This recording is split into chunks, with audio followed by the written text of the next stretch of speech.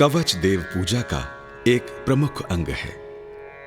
जिस प्रकार युद्ध में जाने से पूर्व योद्धा लौह कवच से अपने शरीर के अंगों तथा आयुधों को सुसज्ज करता है, उसी प्रकार आध्यात्मिक जगत के लोग दैवी आपदाओं से अपनी सुरक्षा के लिए अपने इष्ट देव से जिस स्तोत्र द्वारा प्रार्थना करते हैं, उसे कवच कहा जाता है। यथा शस्त्र प्रहाराणाम कवचम प्रतिवारणम तथा दैवोपघातनाम शांतिर्भवति वारणम। अर्थात जैसे शस्त्र के प्रहार से चर्म अथवा धातु का बना हुआ कवच अर्थात ढाल रक्षा करता है, उसी प्रकार दैवी आघात से कवच रक्षा करता है। कवच स्तोत्र में सर्वप्रथम विनियोग किया जाता है। विनियोग में यह बताया जाता है कि मंत्र या स्तोत्र का प्रयोग किस संदर्भ में किया गया है, उसके देवता कौन हैं, ऋषि कौन हैं, छंद कौन सा है, कौन सी दैवी शक्ति है। इस प्रकार विनियोग द्वारा मंत्र स्तोत्र का पूर्ण परिचय दिया जाता है। तत्पश्चात इष्ट देव का ध्यान किया जाता है। अंजनी नंदन श्री हनुमान जी श्री रुद्र के अवतार हैं। रुद्रावतारः संजगे वायु पुत्र प्रतापवान, रुद्र देह तजी नेह बस बानर भे हनुमान। शास्त्रों में श्री शिव जी को पंचमुखी कहा गया है। उपासना पद्धति में श्री शिव जी की पंचवक्त्र पूजा का भी विधान है। अस्तु श्री हनुमान जी के रुद्र रूप की उपासना के लिए सर्वप्रथम श्री पंचमुखी हनुमत कवच का पाठ करने का विधान है। चारों दिशाओं में इनके 4 मुख हैं तथा ऊपर एक मुख है। इस पंचमुख स्वरूप वाले श्री हनुमान जी से अपने समस्त विघ्नों को दूर करने तथा रक्षा करने के लिए प्रार्थना की जाती है। शुद्ध अंतःकरण तथा शुद्ध शरीर से एकाग्रचित होकर प्रतिदिन श्री पंचमुखी हनुमत कवच का 11 बार पाठ करने या श्रवण करने से सभी सिद्धियां प्राप्त होती हैं।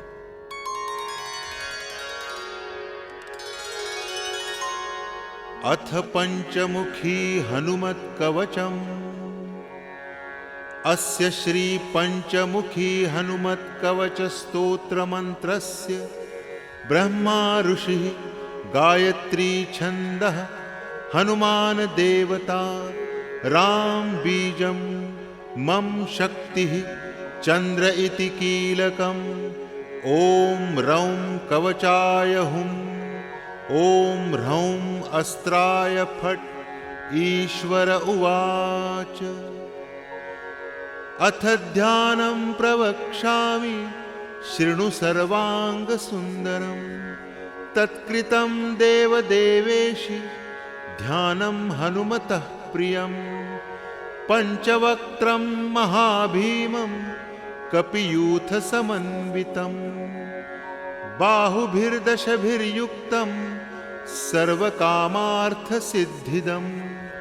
पूर्वं तु वानरं वक्त्रं कोटिसूर्यसमप्रभं।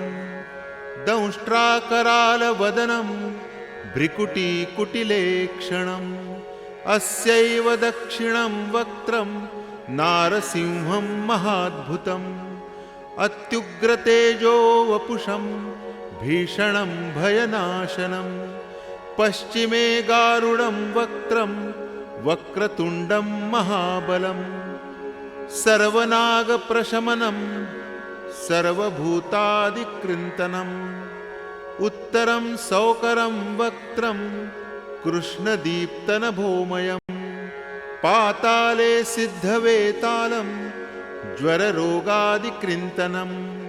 ऊर्ध्वं हयाननं घोरं दानवान्तकरं परं। येन वक्त्रेण विप्रेन्द्र तारकाया महाहवे।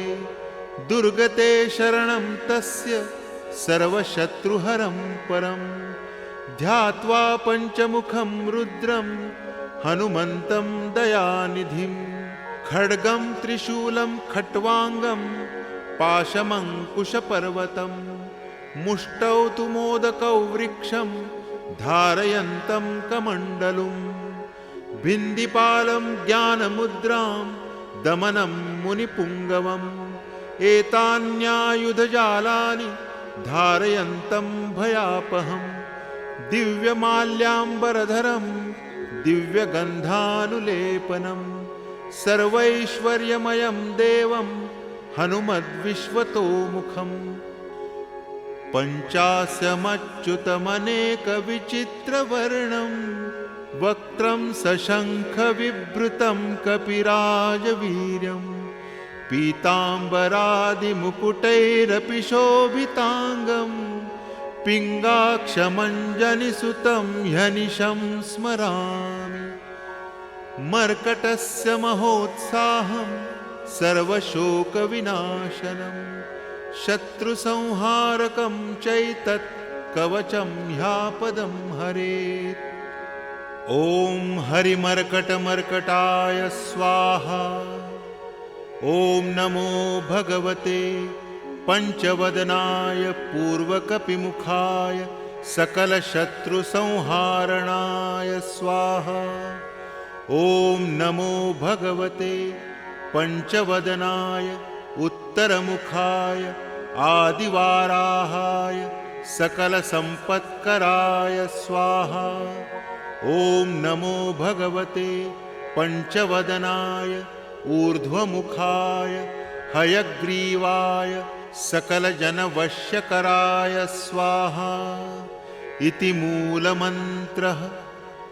ॐ अस्य श्रीपञ्चमुखहनुमत्कवचस्तोत्रमन्त्रस्य श्रीरामचन्द्रऋषिः अनुष्टुप्छन्दः श्रीरामचन्द्रो देवता सीताबीजं हनुमानिति शक्तिः हनुमत्प्रीत्यर्थं जपे विनियोगः पुनर्हनुमानिति बीजम् ॐ वायुपुत्राय इति शक्तिः अंजनीसुतायेति कीलकम् श्रीरामचन्द्रवरप्रसादसिद्ध्यर्थे जपे विनियोगः ॐ हं हनुमते अंगुष्ठाभ्यां नमः। ॐ वं वायुपुत्राय तर्जनीभ्यां नमः। ॐ अं अंजनीसुताय मध्यमाभ्यां नमः। ॐ रां रामदूताय अनामिकाभ्यां नमः। ॐ ऋं रुद्रमूर्तये कनिष्ठिकाभ्यां नमः। ॐ सं सीताशोकनिवारणाय करतलकरपृष्ठाभ्यां नमः। ॐ अंजनीसुताय हृदयाय नमः। ॐ रुद्रमूर्तये शिरसे स्वाहा। ॐ वायुपुत्राय शिखायै वखट्। ॐ अग्निगर्भाय कवचाय हुं। ॐ रामदूताय नेत्रत्रयाय वौखट्। ॐ पञ्चमुखी हनुमते अस्त्राय फट्। अथ ध्यानं श्रीरामदूताय आञ्जनेयाय वायुपुत्राय महाबलाय सीताशोकनिवारणाय महाबलप्रचण्डाय लङ्कापुरीदहनाय फाल्गुनसखाय कोलाहलसकलब्रह्माण्डविश्वरूपाय सप्तसमुद्रनिरन्तरलङ्घिताय पिङ्गलनयनाय अमितविक्रमाय सूर्यबिम्बफलसेवाधिष्ठितनिराक्रमाय सञ्जीवन्या अङ्गदलक्ष्मणमहाकपिसैन्य प्राणदात्रे दशग्रीवविध्वंसनाय रामेष्टाय सीतासह रामचन्द्रवरप्रसादाय खट्प्रयोगागम पञ्चमुखी हनुमन्मन्त्रजपे विनियोगः ॐ हरिमर्कटमर्कटाय स्वाहा। ॐ हरिमर्कटमर्कटाय वं वं वं वं वं फट् स्वाहा। ॐ हरिमर्कटमर्कटाय फं फं फं फं फं फट् स्वाहा। ॐ हरिमर्कटमर्कटाय खं खं खं खं खं मारणाय स्वाहा। ॐ हरिमर्कटमर्कटाय ठं ठं ठं ठं ठं स्तम्भनाय स्वाहा। ॐ हरिमर्कटमर्कटाय डं डं डं डं डं आकर्षणाय सकलसम्पत्कराय पञ्चमुखवीरहनुमते स्वाहा। ॐ उच्चाटने ढं ढं ढं ढं ढं कूर्ममूर्तये पञ्चमुखहनुमते परयन्त्रपरतन्त्रोच्चाटनाय स्वाहा। ॐ कं खं गं घं ङं चं छं जं झं ञं टं ठं डं ढं णं तं थं दं धं नं पं फं बं भं मं यं रं लं बं शं शं सं हं क्षं स्वाहा इति दिग्बन्धः। ॐ पूर्वकपिमुखे पञ्चमुख हनुमते ठन् ठन् ठन् ठन् ठन् सकलशत्रुसंहारणाय स्वाहा। ॐ दक्षिणमुखे पञ्चमुख हनुमते करालवदनाय नरसिंहाय रां रां रां रां रां सकलभूतप्रेतदमनाय स्वाहा। ॐ पश्चिममुखे गरुडासनाय पञ्चमुखवीर हनुमते मं मं मं मं मं सकलविषहराय स्वाहा। ॐ उत्तरमुखे आदिवाराहाय लं लं लं लं लं नरसिंहाय नीलकण्ठाय पञ्चमुख हनुमते स्वाहा।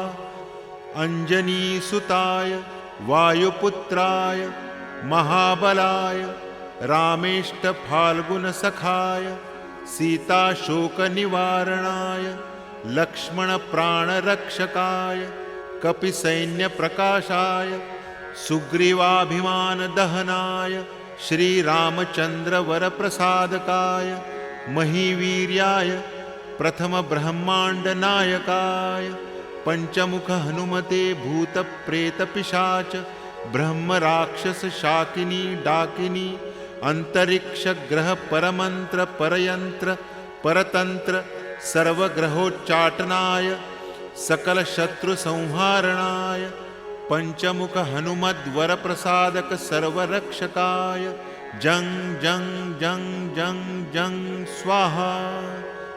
इदं कवचं पठित्वा तु महाकवचं पठेन्नरः एकवारं पठेन्नित्यं सर्वशत्रुनिवारणं द्विवारं तु पठेन्नित्यं पुत्रपौत्रप्रवर्धनं त्रिवारं पठते नित्यं सर्वसम्पत्करं परं चतुर्वारं पठेन्नित्यं सर्वलोकवशीकरं पञ्चवारं पठेन्नित्यं सर्वरोगनिवारणं षड्वारं तु पठेन्नित्यं सर्वदेववशीकरं सप्तवारं पठेन्नित्यं सर्वकामार्थसिद्धिदम् अष्टवारं पठेन्नित्यं सर्वसौभाग्यदायकं नववारं पठेन्नित्यं सर्वैश्वर्यप्रदायकं